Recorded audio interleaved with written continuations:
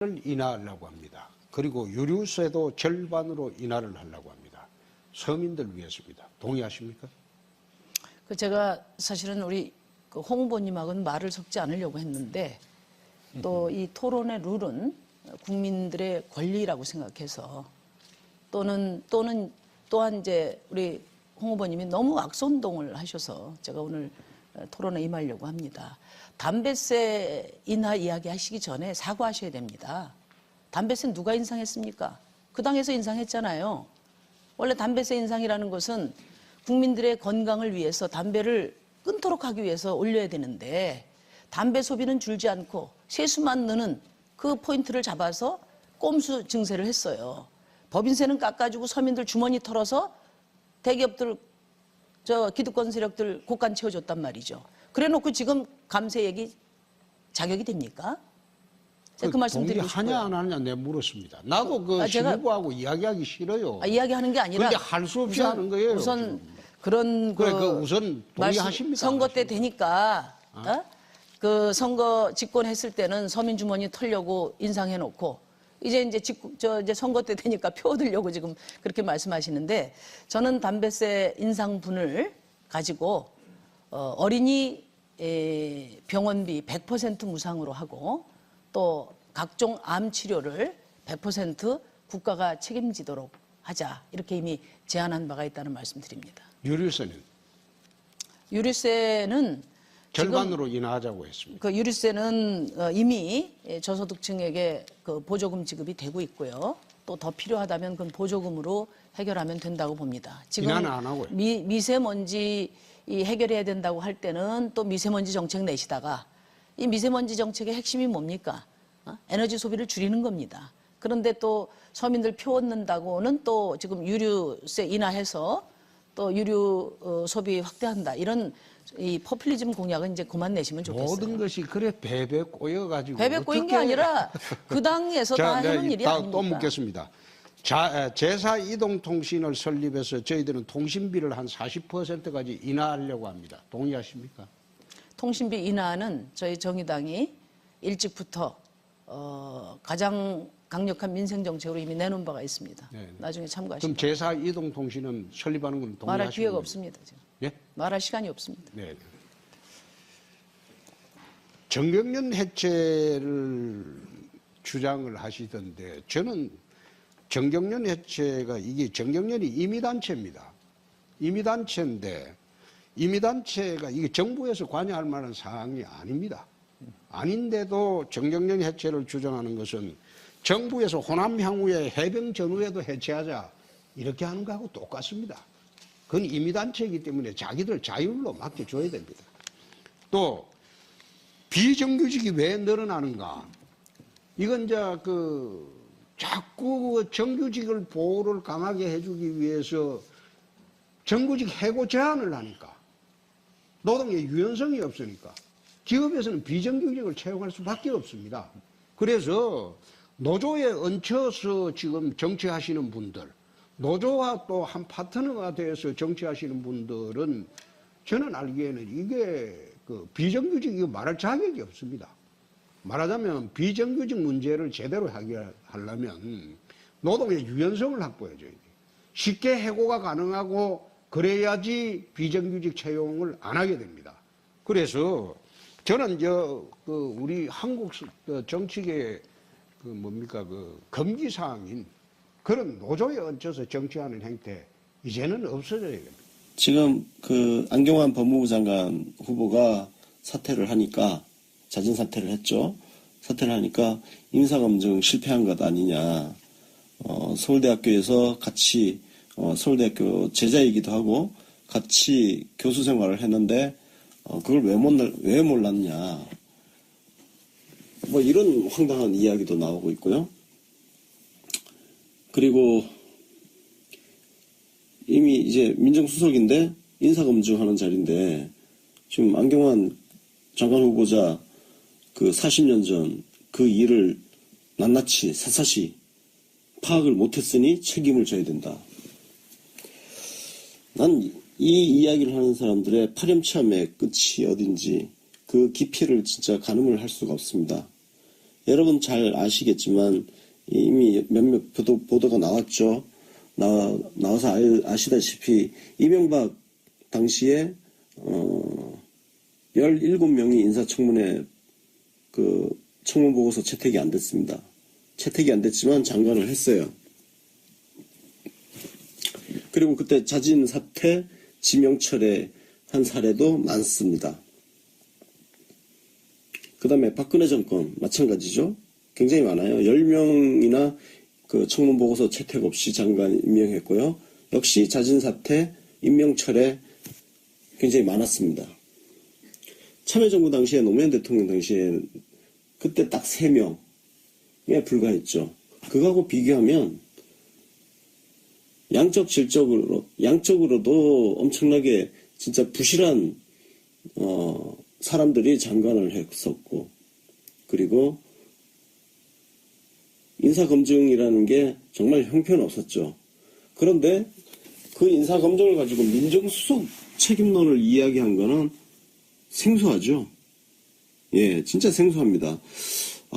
그래서 저는 이걸 보면서 지금 문재인 대통령이 얼마나 잘하면, 얼마나 잘하고 있는지 도대체 물어뜯을 게 없어가지고, 아이고, 오랜만에 무슨 그 뼈다귀 하나 받아문 동네 개새끼들처럼 그 뼈 하나 지금 물고 빨고 지금 지랄 발광하고 있는 것 같아요. 민정수석 책임론, 이 낯선 단어를 굉장히 꺼낸 것 자체도 굉장히 창조적이다. 야당질 하기 진짜 힘들구나, 니들. 응? 참, 진짜 퍼펙트에 가까운 정권, 문재인 대통령을 만나가지고 야당 해먹기 힘드니까 민정수석 책임론이라는 회개한 프레임을 지금 들고 나와서 난리를 치고, 심지어 조국 민정수석 그 인사 검증 실패에 대한 책임을 추궁하기 위해서 국회 출석을 요구하겠다는 이야기까지 나오고 있어요. 이 정도면요 거의 미친 거예요. 예, 이건 진짜 미친 거예요, 미친 거. 국회 수준을 도대체 어디까지 지금 수준을 떨어뜨릴 것인지 한번 볼 필요가 있고, 진짜 야당 앞에서 지금 촛불을 들어야 되나? 그죠? 지금 뭐 일부 진짜 그런 분들 굉장히 많은데, 인사청문회를 이런 식으로 더러운 정쟁의 수단으로, 정쟁의 수단으로 저는 이용할 수 있다고 생각을 합니다. 충분히. 이런 기회를 통해서 야당의 역할을 제대로 보여주면서 야당의 능력을 보여주고, 그죠? 근데 지금은 야당의 훌륭한 능력을 지금 보여주는 게 아니에요. 훌륭한 능력을 보여주는 게 아니라 더러운 능력을 지금 보여주고 있다고요. 안 그래도 지지율이 바닥을 기고 있는 이 정당들이, 이 야당들이 도대체 어쩌려고 지금 이런 행태를 국민들 앞에 지금 보여주고 있는 건지 진짜 한심한 거죠. 그리고 언론 문제인데, 언론이 지금 이 문제를 가지고 대단히 큰 어떤 일이 일어난 것처럼 기사를 부풀려서 쓰고 있단 말이에요, 다들. 인사검증 실패, 후폭풍이 어쩌고, 그래서 뭐 인사차질, 뭐 사태라는 단어를 붙이고, 부실 논란. 그래, 부실 논란은 이게 가장 평범하죠. 근데 정말 이 부분은 참 창조성도 없다. 더럽게 맨날 쓰던 대로 쓰는구나, 기사를. 습관처럼. 굉장히 습관적인, 기사예요. 기사 제목. 언론도 정신 좀 차려요. 이게 무슨 큰 사태가 났어요? 후보자가 또 자진 사퇴했어. 근데 이게 무슨 사태야. 그래서 당장 무슨 다음 일정이 어쩌고 저쩌고.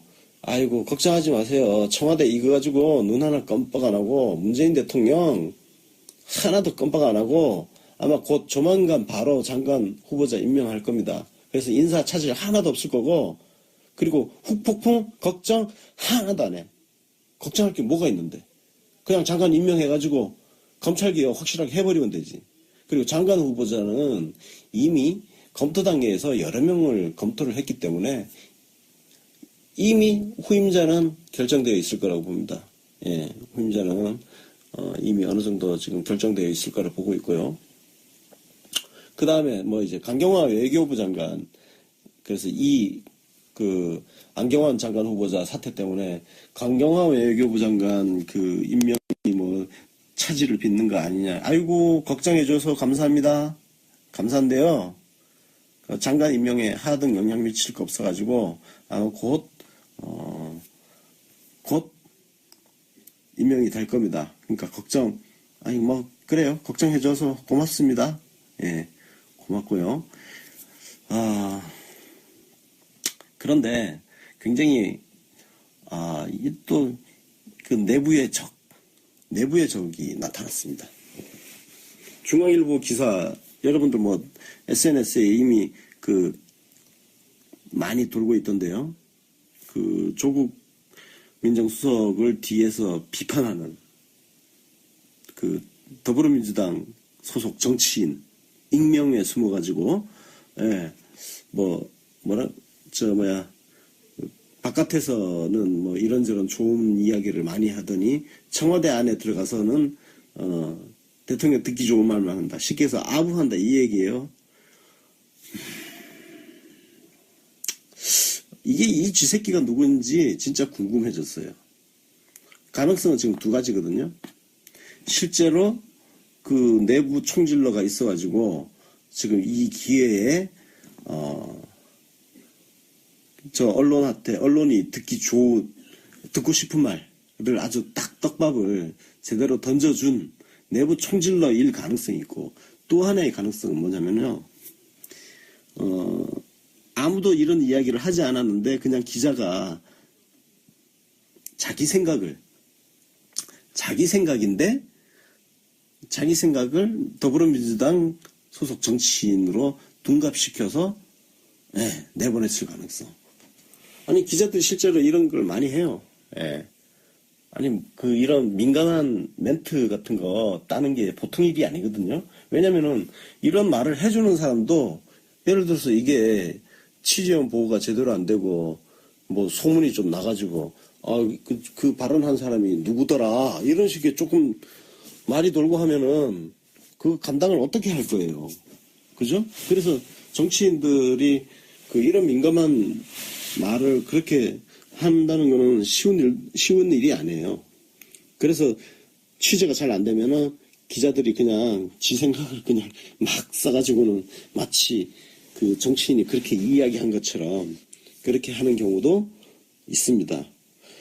창피한 얘기지만 제가 옛날 법조 출입 기자 할 때 도저히 멘트를 못 얻어가지고 그런 경우인데, 좀 부끄럽습니다. 예.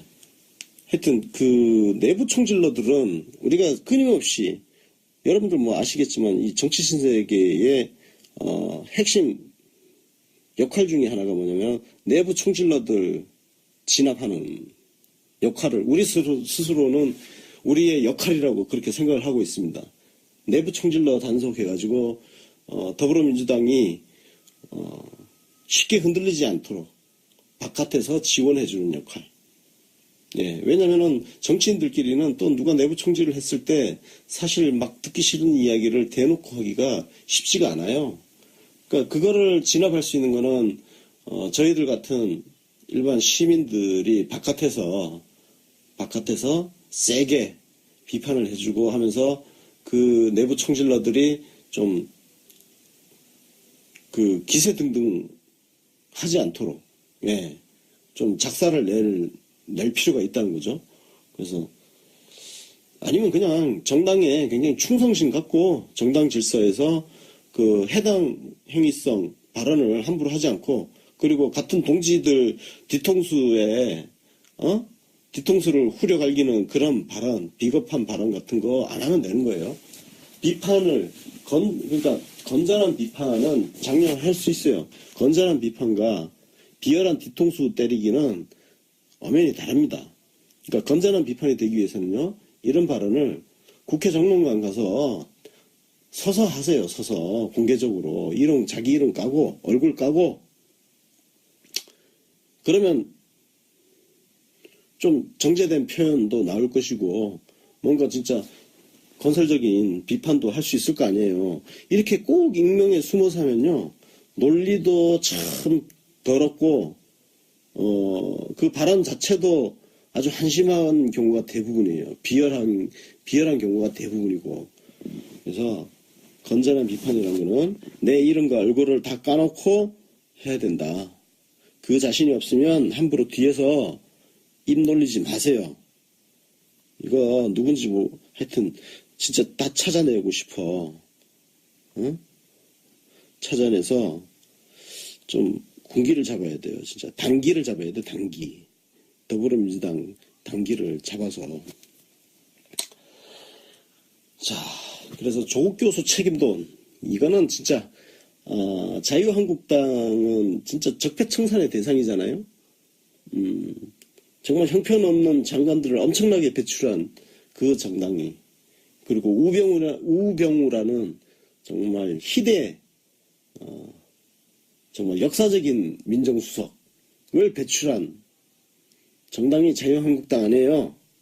지금 어디서 지금 아직도 반성하고 있어도 모자랄 판에 고개 빳빳이 쳐들고 파렴치한 말을, 자유한국당이 할 수 없는 말이에요. 자유한국당이 민정수석 책임론을 이야기한다고? 이건 천하의 개쌍놈들이야 아주. 응? 어떻게 이렇게 낯짝이 두꺼울 수가 있어요. 하늘 부끄러운 줄 몰라 진짜.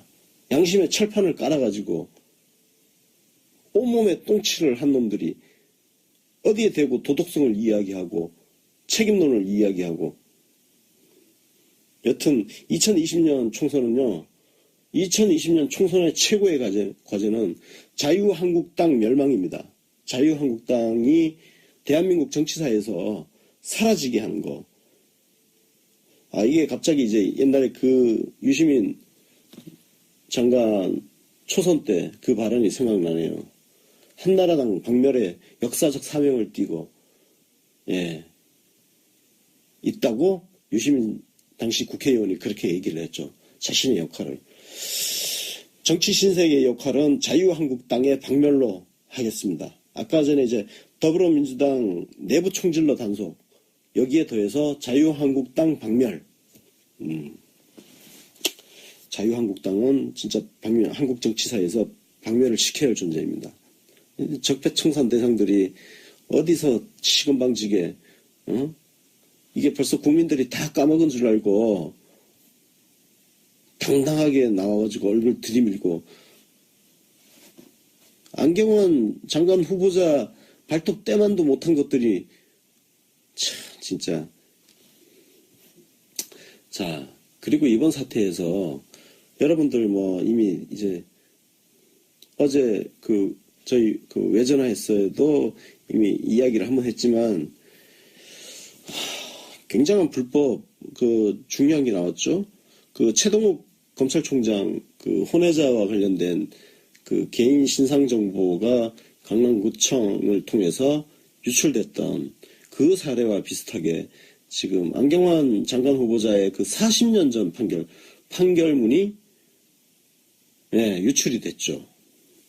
그래서 지금 자유한국당 주광덕이가 합법이라고 어쩌고 하는데, 주광덕이가 합법이라고 하면 합법이에요? 그런 게 어딨어. 자, 저도 법원 출입 기자를 했지만 이런 가사 판결이라고 그러거든요. 가정법원에서 이제 하는 가사 판결 같은 경우는 기자들한테 오픈하지 않습니다. 그리고 정말 정 필요해서 기자들이 판결문을 요청하는 경우에도 그 당사자는 도저히 누구인지 알 수 없게 다 가려버려요. 이게 원칙입니다. 이거는 법원에 규정이 있어요. 지금 이번 주광덕이 공개한 안경원 장관 후보자 판결문을 보면 이름이 그대로 가려지지 않고 이름이 그대로 있다는 거예요. 저는 이건 굉장히 심각한 사태라고 생각을 하고요. 이 자료를 주광덕 쪽에다가 유출한 법원 내부 인물들이 누구인지, 그리고 그 결제 라인의 최종 책임자까지가 누구 있는지 이걸 정말 철저하게 진상조사를 해가지고 대법원이 빨리 해명을 내놔야 된다고 생각을 합니다.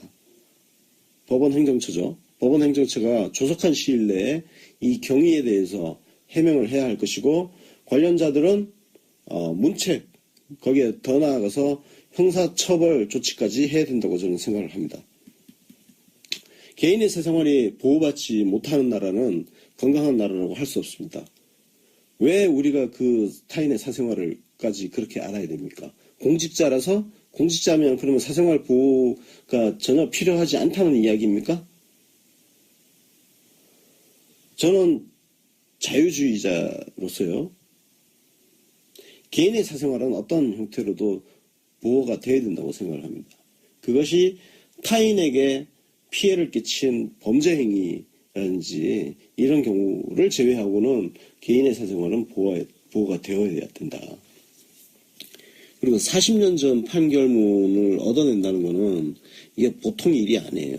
굉장히 저는 이 자료 유출에 협조해주는 법원 공무원들이 대단히 성실한 사람들이구나. 응? 굉장히 성실한 사람들이구나. 그런 생각을 해봤습니다. 왜 성실한지를, 왜 그렇게 성실했는지 굉장히 궁금해져요. 그래서 어쨌든 이 부분은 그 불법성, 그 판결문 유출의 불법성에 대해서는요, 여러분들 저희 UBC 홈페이지에 오시면, 그 www.newbc.kr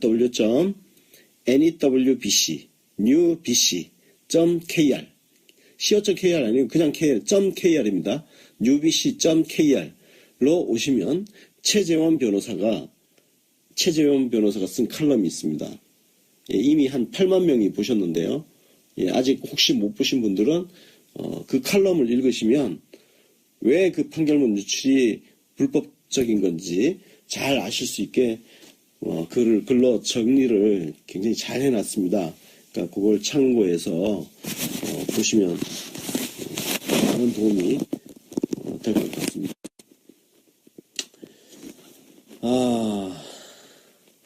자, 이번 이 특종을 TV조선이 지금 했는데 최동욱 검찰총장 그 보도도 그죠? 그때 그거 조선일보가 했죠. 조선일보가 하여튼 네. 하여튼 언론 영향력이 세가지고 그런지 모르겠지만 예. 빨대가 참 주광대기가 빨대지만 자 어쨌든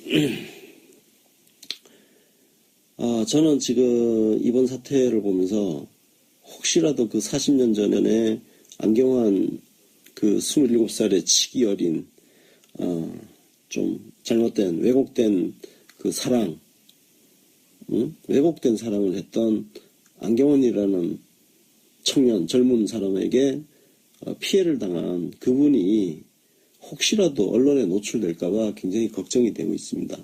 왜냐하면 지금 언론들이 왜 지금 조국 민정수석 책임론 이야기하는 게 왜 그런 시시콜콜한 사생활까지 다 못 파헤쳤냐 이 얘기거든요. 그걸 다 파헤치려면 결국은 그 40년 전에 안경환 후보자한테 피해를 입었던 그분을 찾아내서 취재를 해야 된다는 얘기예요. 지금 야당과 언론이 하는 소리가 바로 그런 굉장히 야만적이고 폭력적인 그 이야기를 하고 있다고요. 지금 2차 피해자를 지금 만들자는 거예요. 그걸 안 했다고 부실검증 책임을 물어야 된다. 이 논리거든요. 여러분들 납득이 가십니까? 이게? 납득이 안 되는 거죠. 예, 납득이 안 됩니다. 그래서 그 부실검증 사생활, 특히 사생활 우리가 양보할 수 없는 가치다. 자유를 누려야 할 민주주의 국가에서 사생활은 어떤 형태로든 보호가 되어야 된다. 제 개인의 소신입니다. 저는 평등이라는 가치는 자유 앞에서 저는 개인적으로 그렇습니다. 자유를 포기한 평등은 저는 원하지 않아요. 개인적으로. 그런 세상에 살고 싶지도 않고. 그래서 그런 측면에서 우리 뭐 개인의 사생활에 대해서 이 보도를 하는 부분, 특히 연예 뉴스, 그 찌라시 같은 거, 그 연예인들의 사생활이 일거수일투족 보도되는 거에 대해서 저는 굉장히 좀 불편합니다. 그리고 그런 보도가 소비가 굉장히 많이 되고 있는, 우리 옛날에 그 미장원을 가면 그 동네 아줌마들 모여가지고 그 여성지, 그죠? 여성지가 많았잖아요. 미장원을 가면 여성지에 뭐 그런 갖가지 이제 뒷이야기들, 루머 이런 것들 막 실려 나오고 아줌마들 사이에서 막 그런 이야기 막 돌고, 자, 아저씨들은 그 옛날에는 그 찌라시 있잖아요. 찌라시 보면 그 뭐 예를 들어서 뭐 스폰서 연예인 해가지고 A급 같은 경우는 예를 들어서 이런 거죠. 뭐 월 몇천만 원, 뭐 B급 하면은 뭐 월 1000, C급 뭐 월 800, 500 이런 식으로, 예, 해가지고 그 명단 같은 것들이 쭉 연예인 명단이 작성이 돼서 막 돌아다니고, 그거 가지고 궁시렁궁시렁 사랑설레 하면서 참 뭘 좀 많이 안다는 듯이, 결국 이제 아는 체 하기 좋아하는 사람들이 말을 만들어내기도 하고, 물론 그 가운데 일부는 또 사실이 또 담겨 있을 수 있습니다. 근데 그 찌라시라는 게 보통 결국은 그 최초 생산지는 가장 가까이 있는 사람들이고 기자들이 많이 연루되어 있죠. 사실은 찌라시 같은 경우는. 제가 그 찌라시 이야기를 하면 말씀드리면, 제가 옛날 그 기자 어릴 때, 병아리 때 정보 보고를 하나 했어요. 근데 사실 그 정보 보고도 저도 얻어 들은 거거든요. 어떤 연예인에 대한 정보 보고인데, 그걸 내부 게시판에, 내부 이제 사내 인트라넷, 그 내부인만 볼 수 있는 인트라넷에 올렸는데, 헐, 그게 며칠 뒤에 그야말로 찌라시, 예, 토시 하나 안 바뀌고 제가 올린 그 원문 그대로, 그러니까 낱말 배치 구조까지 똑같아요.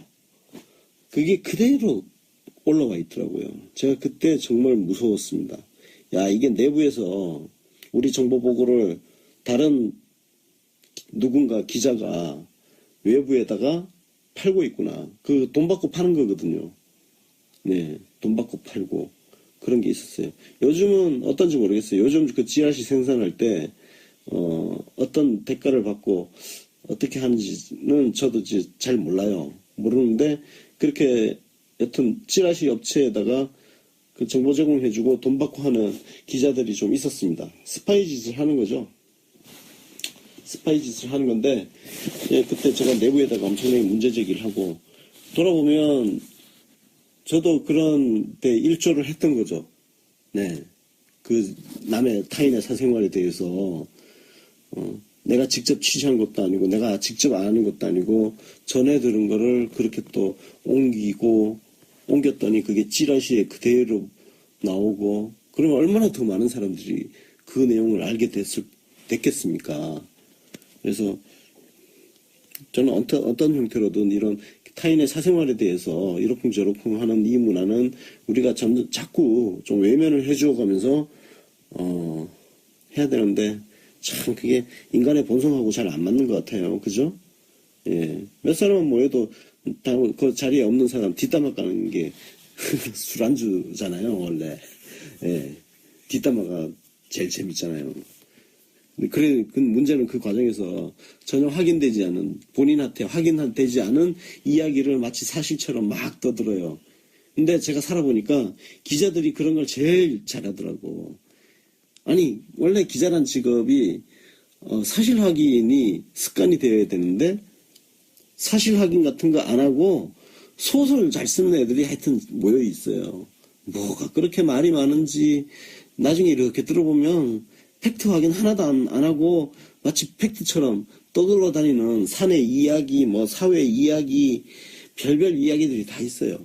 그러니까 세상이 얼마나 이렇게 혼탁스러워집니까? 제가 격까지 좀 빠졌는데요.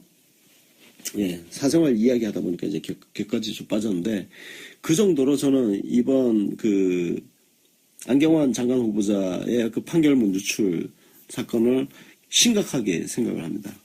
예, 심각하게 생각하고, 더불어민주당이 빨리 그 법률지원단 꾸려서, 법원 내부의 조력자들을 엄단하는 쪽으로 빨리 갔으면 좋겠습니다. 자, 그 다음, 안경환 장관 후보자가 이제 자진 사퇴를 하니까, 자, 그럼 검찰개혁이 어떻게 될 거냐? 걱정할 거 하나도 없어요. 예. 박범계 의원도 있잖아요. 박범계 의원, 훌륭하신 분입니다. 예. 제 그 일화를 잠깐 말씀드리면, 제가 98년도, 제가 박범계 의원을 판사 시절이죠. 배석 판사 시절인데, 그때 처음 만난 게 아마 98년인가 99년인가 그때쯤이었는데요. 이분이 배석 판사 할 때인데, 이분이 기자들한테 일종의 약간 싸가지 없는 판사. 그냥 싸가지 없다고 뭐 아주 싸가지 없고 이게 아니고 정확하게는 불친절한 판사. 그러니까 기자들한테요 친절하지가 않아. 근데 저는 그게 정말 마음에 들더라고요. 그러니까 기자들한테 굽신거리고 막 쓸데없이 불필요하게 과도하게 겸손하고 이런 사람들은 저는 좋게 안 보여요. 그건 정치인도 마찬가지입니다. 정치인도 나는 이제 처음 봤는데 엄청 친한 척하면서 막 악수를 막 손을 흔들어대면서 악수하는 그런 정치인이 있습니다. 정모식이 뭐 진짜 싫더라고요. 아니 이제 처음 봤는데 엄청 친한 척하고 날 언제 봤다고. 사기꾼 같잖아요. 그러니까 박범계 의원 같은 경우는 하여튼 배석 판사 때 그랬어요. 그냥 참 담백한 사람, 기자들한테 쓸데없이 잘 보이려고 하지도 않고, 그러니까 자기 중심이 있었던 거죠. 자기 중심. 그리고 자기 직업에 대한 자기 소신이 있었던 거고, 그러니까 기자들한테 뭐 그랬던 거죠. 그 역시나 2002년도에 이 양반이 유시민 MBC 100분 토론 때려치고 국민 개혁당 만들고 뭐 노무현 구하기 뛰어들었던 것처럼 이 양반도 그때 판사를 때려치고 노무현 구하기에 뛰어들었던 박범계 의원이 그런 사람입니다. 그래서 이 양반이 뭐 법무부 비서관도 했고 판사 출신이고, 그러니까 그리고 연수원 기수도 뭐 꽤 되고 국회의원 선수도 이제 뭐 3선 쌓였고, 법무부 장관은 가면은 잘할 것 같아요. 검찰이 함부로 하기도 힘들 거고. 그리고 또 한 분은 저는 개인적으로 인하대 법학전문대학원의 그 김인혜 교수, 이분도 사법시험 출신자인데 변호사를 하다가 인하대 법대 교수를 굉장히 꽤 오래 하고 있죠. 근데 이분이 그 2011년도에 문재인 대통령하고 검찰개혁 방안을 담은 책을 공동 집필하신 분이에요. 그러니까 문재인 대통령이 하고자 하는 검찰개혁이나 방향, 철학을 가장 잘 알고 잘 이해하고 계시는 분. 그러니까 이런 분이 장관이 되면 검찰개혁을 굉장히 대통령이 일단 편하게 할 수 있을 것 같아요. 왜냐면은 장관이 너무 이해를 잘 하고 있으면 뭐 이렇게 저렇게 설명을 안 해도 되잖아요. 대통령 입장에서 얼마나 편하겠어요. 그래서 김인혜 교수도 제가 보기엔 괜찮고, 일부에서 뭐 이정희 그 통합진보당 전 대표 이야기 나오길래 제가 이거 그냥 말씀드린데, 아니 그런 농담이라도 그런 말 하지 마세요. 이정희가 웬 말이야 진짜. 응? 이정희는요 통합진보당 그 해산 심판 당시에요. 이 사람은 정치를 해야 할 때 곳에서 법 논리를 들어서 망치고, 그리고 법 논리가 필요한 법정에서 정치적 구호만 외치다가 재판 망치고, 저는 통합진보당 해산심판 그 당시에 이정희 그 변론이 진짜 형편없다고 생각합니다. 그건 법률가의 논리가 아니라 정치인의 논리였어요. 그리고 오히려 정치력이 필요했던 그 통합진보당 부정경선 사태 당시에는, 그때는 정치력이 필요한데 그때 엄청나게 무슨 법논리 갖고 참 여러 사람 답답하게 했죠. 기자들한테 오픈하지 않습니다. 그리고 정말 정 필요해서 기자들이 판결문을 요청하는 경우에도 그 당사자는 도저히 누구인지 알 수 없게 다 가려버려요. 이게 원칙입니다. 이거는 그 법원에 규정이 있어요. 지금 이번 주광덕이 공개한 안경원 장관 후보자 그 판결문을 보면 이름이 그대로 가려지지 않고 이름이 그대로 있다는 거예요. 저는 이건 굉장히 심각한 사태라고 생각을 하고요. 이 자료를 주광덕 쪽에다가 유출한 법원 내부 인물들이 누구인지, 그리고 그 결제 라인의 최종 책임자까지가 누구 있는지, 이걸 정말 철저하게 진상조사를 해가지고 대법원이 빨리 해명을 내놔야 된다고 생각을 합니다. 법원 행정처죠. 법원 행정처가 조속한 시일 내에 이 경위에 대해서 해명을 해야 할 것이고, 관련자들은 문책, 거기에 더 나아가서 형사처벌 조치까지 해야 된다고 저는 생각을 합니다. 개인의 사생활이 보호받지 못하는 나라는 건강한 나라라고 할 수 없습니다. 왜 우리가 그 타인의 사생활을까지 그렇게 알아야 됩니까? 공직자라서, 공직자면 그러면 사생활 보호가 전혀 필요하지 않다는 이야기입니까? 저는 자유주의자로서요, 개인의 사생활은 어떤 형태로도 보호가 되어야 된다고 생각을 합니다. 그것이 타인에게 피해를 끼친 범죄 행위라든지 이런 경우를 제외하고는 개인의 사생활은 보호가 되어야 된다. 그리고 40년 전 판결문을 얻어낸다는 것은 이게 보통 일이 아니에요. 굉장히, 저는 이 자료 유출에 협조해주는 법원 공무원들이 대단히 성실한 사람들이구나. 굉장히 성실한 사람들이구나. 그런 생각을 해봤습니다. 왜 성실한지를, 왜 그렇게 성실했는지 굉장히 궁금해져요.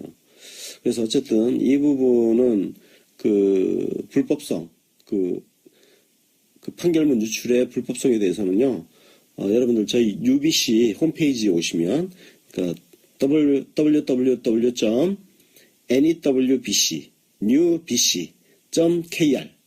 co.kr 아니고 그냥 .kr입니다.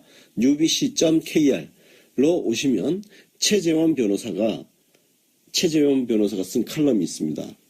예, 이미 한 8만 명이 보셨는데요. 예, 아직 혹시 못 보신 분들은 그 칼럼을 읽으시면 왜 그 판결문 유출이 불법적인 건지 잘 아실 수 있게 글로 정리를 굉장히 잘 해놨습니다. 그러니까 그걸 참고해서 보시면 많은 도움이 될 것 같습니다.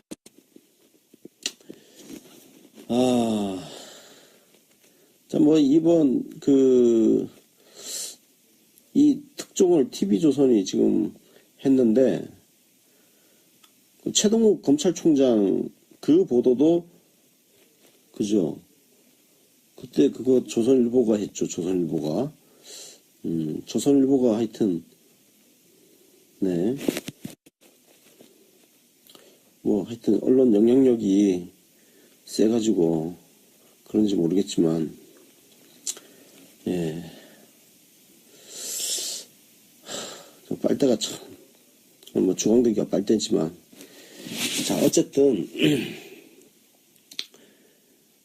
저는 지금 이번 사태를 보면서 혹시라도 그 40년 전에 안경환 그 27살의 치기 어린, 좀 잘못된, 왜곡된 그 사랑, 왜곡된 사랑을 했던 안경환이라는 청년, 젊은 사람에게 피해를 당한 그분이 혹시라도 언론에 노출될까봐 굉장히 걱정이 되고 있습니다. 왜냐하면 지금 언론들이 왜 지금 조국 민정수석 책임론 이야기하는 게 왜 그런 시시콜콜한 사생활까지 다 못 파헤쳤냐 이 얘기거든요. 그걸 다 파헤치려면 결국은 그 40년 전에 안경환 후보자한테 피해를 입었던 그분을 찾아내서 취재를 해야 된다는 얘기예요. 지금 야당과 언론이 하는 소리가 바로 그런 굉장히 야만적이고 폭력적인 그 이야기를 하고 있다고요. 지금 2차 피해자를 지금 만들자는 거예요. 그걸 안 했다고 부실검증 책임을 물어야 된다. 이 논리거든요. 여러분들 납득이 가십니까? 이게 납득이 안 되는 거죠. 예, 납득이 안 됩니다. 그래서 그 부실검증 사생활, 특히 사생활 우리가 양보할 수 없는 가치다. 자유를 누려야 할 민주주의 국가에서 사생활은 어떤 형태로든 보호가 되어야 된다. 제 개인의 소신입니다. 저는 평등이라는 가치는 자유 앞에서 저는 개인적으로 그렇습니다. 자유를 포기한 평등은 저는 원하지 않아요. 개인적으로. 그런 세상에 살고 싶지도 않고. 그래서 그런 측면에서 우리 개인의 사생활에 대해서 이 보도를 하는 부분 있잖아요. 특히 연예 뉴스, 그 찌라시 같은 거, 그 연예인들의 사생활이 일거수일투족 보도되는 거에 대해서 저는 굉장히 좀 불편합니다. 그리고 그런 보도가 소비가 굉장히 많이 되고 있는, 우리 옛날에 그 미장원을 가면 그 동네 아줌마들 모여가지고 그 여성지, 그죠? 여성지가 많았잖아요. 미장원을 가면 여성지에 그런 갖가지 이제 뒷이야기들, 루머 이런 것들 막 실려 나오고 아줌마들 사이에서 막 그런 이야기 막 돌고, 자, 아저씨들은 그 옛날에는 그 찌라시 있잖아요. 찌라시 보면 예를 들어서 스폰서 연예인 해가지고 A급 A급 같은 경우는 예를 들어서 이런 거죠. 월 몇천만 원. B급 하면은 월 1000, C급 월 800, 500 이런 식으로, 예, 해가지고 그 명단 같은 것들이 쭉 연예인 명단이 작성이 돼서 막 돌아다니고, 그거 가지고 궁시렁궁시렁 사랑설레 하면서 참 뭘 좀 많이 안다는 듯이, 결국 이제 아는 체 하기 좋아하는 사람들이 말을 만들어내기도 하고, 물론 그 가운데 일부는 또 사실이 또 담겨 있을 수 있습니다. 근데 그 찌라시라는 게 보통 결국은 그 최초 생산지는 가장 가까이 있는 사람들이고 기자들이 많이 연루되어 있죠. 사실은 찌라시 같은 경우는. 제가 그 찌라시 이야기를 하면 말씀드리면, 제가 옛날 그 기자 어릴 때, 병아리 때 정보 보고를 하나 했어요. 근데 사실 그 정보 보고도 저도 얻어 들은 거거든요. 어떤 연예인에 대한 정보 보고인데, 그걸 내부 게시판에, 내부 이제 사내 인트라넷, 그 내부인만 볼 수 있는 인트라넷에 올렸는데, 그게 며칠 뒤에 그야말로 찌라시, 토시 하나 안 바뀌고 제가 올린 그 원문 그대로, 그러니까 낱말 배치 구조까지 똑같아요. 그게 그대로 올라와 있더라고요. 제가 그때 정말 무서웠습니다. 야, 이게 내부에서 우리 정보 보고를 다른 누군가 기자가 외부에다가 팔고 있구나. 그 돈 받고 파는 거거든요. 네, 돈 받고 팔고 그런 게 있었어요. 요즘은 어떤지 모르겠어요. 요즘 그 찌라시 생산할 때 어떤 대가를 받고 어떻게 하는지는 저도 잘 몰라요. 모르는데 그렇게 여튼 찌라시 업체에다가 그 정보 제공해주고 돈 받고 하는 기자들이 좀 있었습니다. 스파이 짓을 하는 거죠.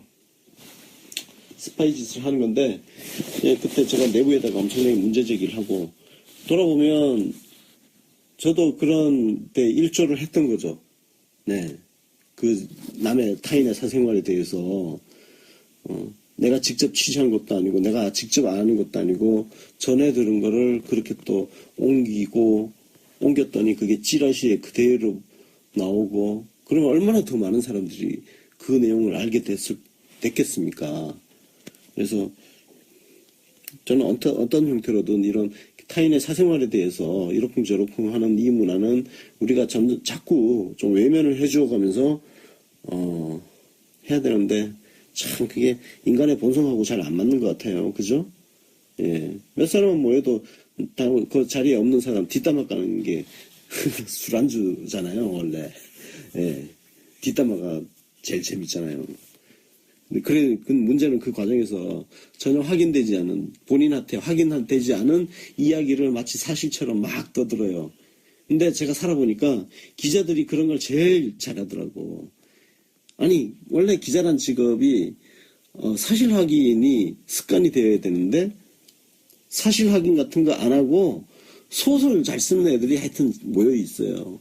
뭐가 그렇게 말이 많은지 나중에 이렇게 들어보면 팩트 확인 하나도 안 하고 마치 팩트처럼 떠들어 다니는 사내 이야기, 뭐 사회 이야기, 별별 이야기들이 다 있어요. 그러니까 세상이 얼마나 이렇게 혼탁스러워집니까? 제가 격까지 좀 빠졌는데요. 예, 사생활 이야기 하다 보니까 이제 격까지 좀 빠졌는데, 그 정도로 저는 이번 그 안경환 장관 후보자의 그 판결문 유출 사건을 심각하게 생각을 합니다. 예, 심각하게 생각하고, 더불어민주당이 빨리 그 법률지원단 꾸려서, 법원 내부의 조력자들을 엄단하는 쪽으로 빨리 갔으면 좋겠습니다. 자, 그 다음, 안경환 장관 후보자가 이제 자진 사퇴를 하니까, 자, 그럼 검찰개혁이 어떻게 될 거냐? 걱정할 거 하나도 없어요. 예. 저, 박범계 의원도 있잖아요. 박범계 의원, 훌륭하신 분입니다. 예. 제 그 일화를 잠깐 말씀드리면, 제가 98년도, 제가 박범계 의원을 판사 시절이죠. 배석 판사 시절인데, 그때 처음 만난 게 아마 98년인가? 99년인가? 그때쯤이었는데요. 이분이 배석 판사 할 때인데, 이분이 기자들한테, 일종의 약간 싸가지 없는 판사. 싸가지 없다고 뭐 아주 싸가지 없고 이게 아니고, 정확하게는 불친절한 판사. 그러니까 기자들한테요, 친절하지가 않아.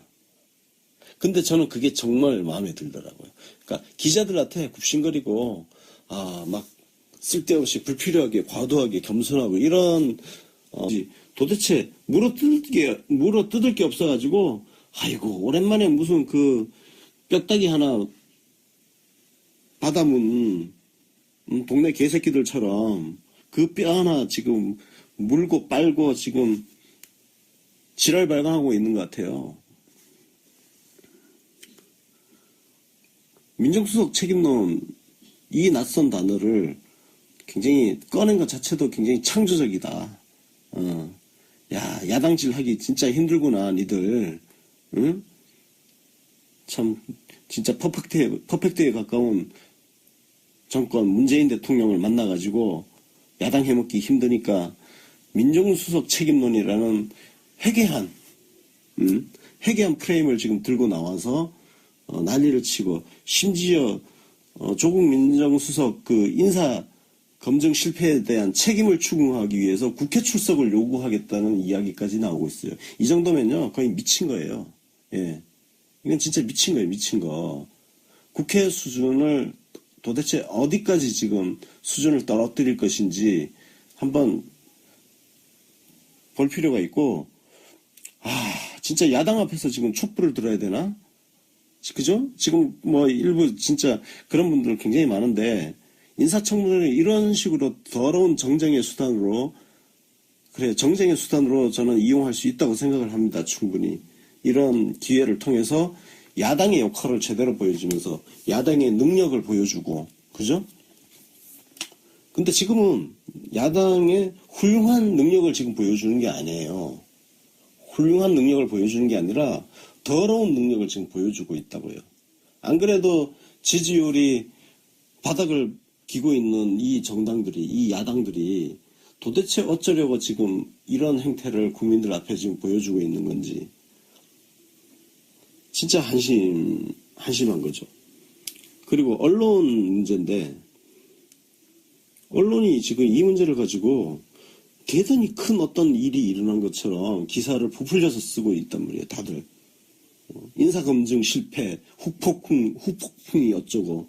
그래서 뭐 인사차질, 뭐 사태라는 단어를 붙이고, 부실 논란. 그래, 부실 논란은 이게 가장 평범하죠. 근데 정말 이 부분은 참 창조성도 없다. 더럽게 맨날 쓰던 대로 쓰는구나, 기사를. 습관처럼. 굉장히 습관적인, 기사예요. 기사 제목. 언론도 정신 좀 차려요. 이게 무슨 큰 사태가 났어요? 후보자가 또 자진 사퇴했어. 근데 이게 무슨 사태야. 그래서 당장 무슨 다음 일정이 어쩌고 저쩌고. 아이고, 걱정하지 마세요. 청와대 이거 가지고 눈 하나 껌뻑 안 하고, 문재인 대통령 하나도 껌뻑 안 하고, 아마 곧 조만간 바로 장관 후보자 임명할 겁니다. 그래서 인사 차질 하나도 없을 거고, 그리고 후폭풍 걱정 하나도 안 해. 걱정할 게 뭐가 있는데. 그냥 장관 임명해가지고 검찰개혁 확실하게 해버리면 되지. 그리고 장관 후보자는 이미 검토 단계에서 여러 명을 검토를 했기 때문에 이미 후임자는 결정되어 있을 거라고 봅니다. 예, 후임자는 이미 어느 정도 지금 결정되어 있을 거라 보고 있고요. 그 다음에 뭐 이제 강경화 외교부 장관, 그래서 안경환 장관 후보자 사태 때문에 강경화 외교부 장관 그 임명이 뭐 차질을 빚는 거 아니냐. 아이고, 걱정해줘서 감사합니다. 감사한데요. 장관 임명에 하등 영향 미칠 거 없어가지고 아마 곧 임명이 될 겁니다. 그러니까 그래요. 걱정해줘서 고맙습니다. 예, 고맙고요.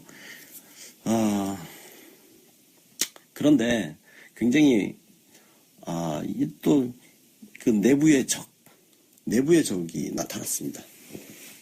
중앙일보 기사, 여러분들 뭐 SNS에 이미 많이 돌고 있던데요. 조국 민정수석을 뒤에서 비판하는 더불어민주당 소속 정치인 익명에 숨어가지고, 예, 바깥에서는 뭐 이런저런 좋은 이야기를 많이 하더니 청와대 안에 들어가서는 대통령 듣기 좋은 말만 한다. 쉽게 해서 아부한다, 이 얘기예요.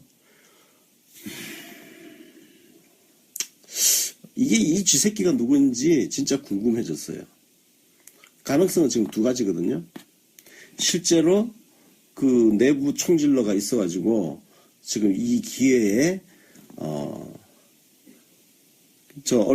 언론이 듣고 싶은 말을 아주 딱 떡밥을 제대로 던져준 내부 총질러일 가능성이 있고, 또 하나의 가능성은 뭐냐면요. 아무도 이런 이야기를 하지 않았는데 그냥 기자가 자기 생각을 더불어민주당 소속 정치인으로 둔갑시켜서 내보냈을 가능성. 아니, 기자들이 실제로 이런 걸 많이 해요. 예. 아니, 이런 민감한 멘트 같은 거 따는 게 보통 일이 아니거든요. 왜냐면은 이런 말을 해주는 사람도 예를 들어서 이게 취재원 보호가 제대로 안 되고 뭐 소문이 좀 나가지고 그 발언한 사람이 누구더라 이런 식의 조금 말이 돌고 하면은 그 감당을 어떻게 할 거예요. 그죠? 그래서 정치인들이 이런 민감한 말을 인하하려고 합니다. 그리고 유류세도 절반으로 인하를 하려고 합니다. 서민들 위해서입니다. 동의하십니까? 제가 사실은 우리 홍 후보님하고는 말을 섞지 않으려고 했는데, 또 이 토론의 룰은 국민들의 권리라고 생각해서 또한 이제 우리 홍 후보님이 너무 악선동을 하셔서 제가 오늘 토론에 임하려고 합니다. 담배세 인하 이야기 하시기 전에 사과하셔야 됩니다. 담배세 누가 인상했습니까? 그 당에서 인상했잖아요.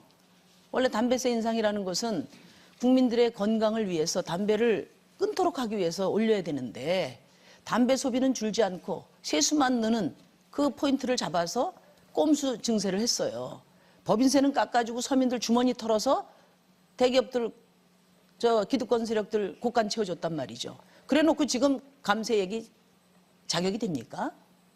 제가 그 말씀 드리고 싶어요. 동의하냐 안 하냐 내가 물었습니다. 나도 그 신부하고 이야기하기 싫어요. 이야기하는 게 아니라. 그런데 할 수 없이 하는 거예요. 우선 그런 그래, 우선 동의하십니까? 선거 때 되니까 그 선거 집권했을 때는 서민 주머니 털려고 인상해놓고 이제 이제 선거 때 되니까 표 얻으려고 지금 그렇게 말씀하시는데 저는 담배세 인상분을 가지고 어린이 병원비 100% 무상으로 하고 또 각종 암 치료를 100% 국가가 책임지도록 하자 이렇게 이미 제안한 바가 있다는 말씀드립니다. 유류세는 절반으로 인하하자고 했습니다. 그 유류세는 이미 저소득층에게 그 보조금 지급이 되고 있고요. 또 더 필요하다면 그건 보조금으로 해결하면 된다고 봅니다. 지금 인하는 안 하고요. 미세먼지 해결해야 된다고 할 때는 또 미세먼지 정책 내시다가 이 미세먼지 정책의 핵심이 뭡니까? 에너지 소비를 줄이는 겁니다. 그런데 또 서민들 표 얻는다고는 또 지금 유류세 인하해서 또 유류 소비 확대한다. 이런 이 포퓰리즘 공약은 이제 그만 내시면 좋겠어요. 모든 것이 그래 베베 꼬여가지고. 베베 꼬인 게 아니라 그 당에서 다 해놓은 일이 아닙니까? 또 묻겠습니다. 제사 이동통신을 설립해서 저희들은 통신비를 한 40%까지 인하하려고 합니다. 동의하십니까? 통신비 인하는 저희 정의당이 일찍부터 가장 강력한 민생 정책으로 이미 내놓은 바가 있습니다. 네. 나중에 참고하시죠. 그럼 제사 이동통신은 설립하는 건 동의하십니까? 말할 기회가 없습니다. 지금. 예? 말할 시간이 없습니다. 네. 정경련 해체를 주장을 하시던데 저는 정경련 해체가 이게 정경련이 임의단체입니다. 임의단체인데 임의단체가 이게 정부에서 관여할 만한 사항이 아닙니다. 아닌데도 정경련 해체를 주장하는 것은 정부에서 호남 향후에 해병 전후에도 해체하자 이렇게 하는 거하고 똑같습니다. 그건 임의단체이기 때문에 자기들 자율로 맡겨줘야 됩니다. 또 비정규직이 왜 늘어나는가? 이건 이제 자꾸 정규직을 보호를 강하게 해주기 위해서 정규직 해고 제한을 하니까 노동의 유연성이 없으니까 기업에서는 비정규직을 채용할 수밖에 없습니다. 그래서 노조에 얹혀서 지금 정치하시는 분들, 노조와 또 한 파트너가 돼서 정치하시는 분들은 저는 알기에는 이게 비정규직이 말할 자격이 없습니다. 말하자면 비정규직 문제를 제대로 해결하려면 노동의 유연성을 확보해줘야 돼요. 쉽게 해고가 가능하고 그래야지 비정규직 채용을 안 하게 됩니다. 그래서 저는 우리 한국 정치계의 금기사항인 그런 노조에 얹혀서 정치하는 행태 이제는 없어져야 됩니다. 지금 안경환 법무부 장관 후보가 사퇴를 하니까 자진 사퇴를 했죠. 사퇴를 하니까 인사검증 실패한 것 아니냐. 서울대학교에서 같이 서울대학교 제자이기도 하고 같이 교수 생활을 했는데 그걸 왜 몰랐냐. 뭐 이런 황당한 이야기도 나오고 있고요. 그리고 이미 이제 민정수석인데 인사검증하는 자리인데 지금 안경환 장관 후보자 40년 전 그 일을 낱낱이 샅샅이 파악을 못했으니 책임을 져야 된다. 난 이 이야기를 하는 사람들의 파렴치함의 끝이 어딘지 그 깊이를 진짜 가늠을 할 수가 없습니다. 여러분 잘 아시겠지만 이미 몇몇 보도가 나왔죠. 나와서 아시다시피 이명박 당시에 17명이 인사청문회 청문 보고서 채택이 안 됐습니다. 채택이 안 됐지만 장관을 했어요. 그리고 그때 자진 사퇴, 지명철회 한 사례도 많습니다. 그 다음에 박근혜 정권 마찬가지죠. 굉장히 많아요. 10명이나 그 청문 보고서 채택 없이 장관 임명했고요. 역시 자진 사퇴, 임명철회 굉장히 많았습니다. 참여정부 당시에 노무현 대통령 당시에 그때 딱 3명에 불과했죠. 그거하고 비교하면 양적으로도 엄청나게 진짜 부실한 사람들이 장관을 했었고, 그리고 인사검증이라는 게 정말 형편없었죠. 그런데 그 인사검증을 가지고 민정수석 책임론을 이야기한 거는 생소하죠. 예, 진짜 생소합니다.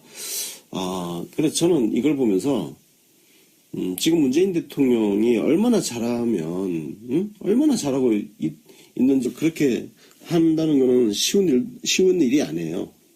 그래서 취재가 잘 안 되면은 기자들이 그냥 지 생각을 그냥 막 써가지고는 마치 그 정치인이 그렇게 이야기한 것처럼 그렇게 하는 경우도 있습니다. 창피한 얘기지만 제가 옛날 법조 출입 기자 할 때 도저히 멘트를 못 얻어가지고 그런 경우인데 좀 부끄럽습니다. 예, 하여튼 그 내부 총질러들은 우리가 끊임없이 여러분들 뭐 아시겠지만 이 정치 신세계의 핵심 역할 중에 하나가 뭐냐면 내부 총질러들 진압하는 역할을 우리 스스로는 우리의 역할이라고 그렇게 생각을 하고 있습니다. 내부 총질러 단속해가지고 더불어민주당이 쉽게 흔들리지 않도록 바깥에서 지원해주는 역할. 예, 왜냐면은 정치인들끼리는 또 누가 내부 총질을 했을 때 사실 막 듣기 싫은 이야기를 대놓고 하기가 쉽지가 않아요. 그러니까 그거를 진압할 수 있는 거는 저희들 같은 일반 시민들이 바깥에서 세게 비판을 해주고 하면서 그 내부 총질러들이 좀